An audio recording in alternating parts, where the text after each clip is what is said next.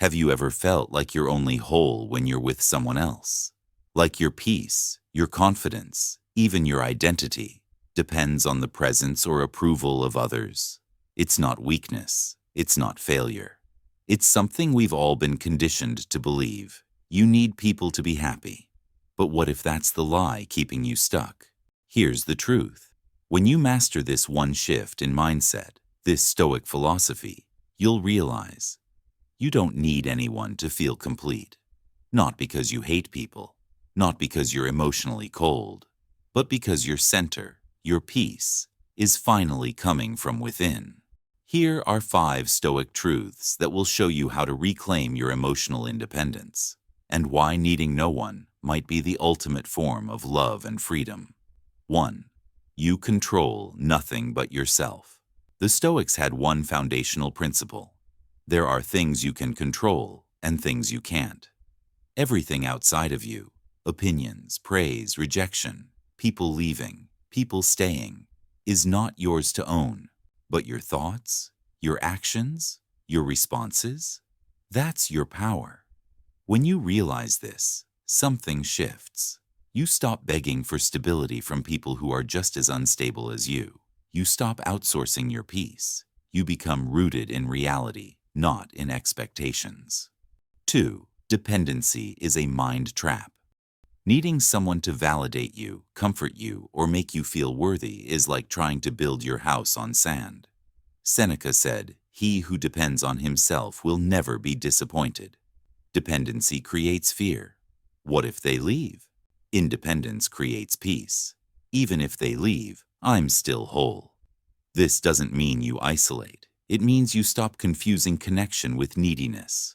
Relationships become a choice, not a crutch. 3.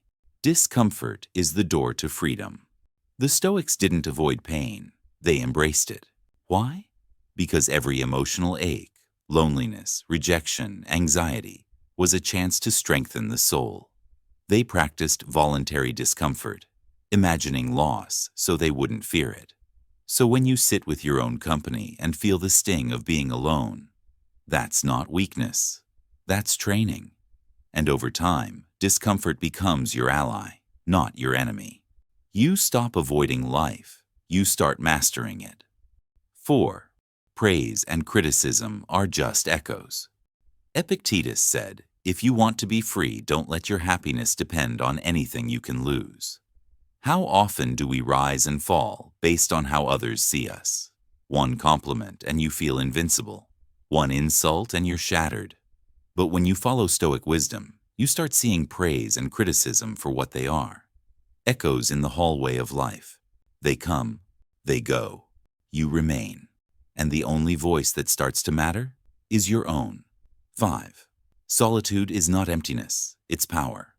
When you're alone, what do you feel? Panic? Emptiness?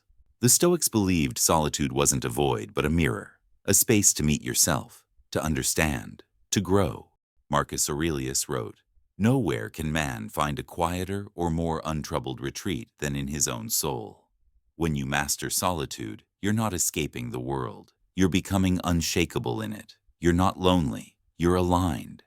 Here's the paradox. When you no longer need anyone, you're finally ready to love deeply.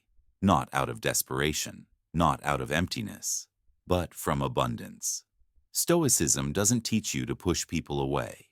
It teaches you to stop clinging, to stop making others the anchor for your peace.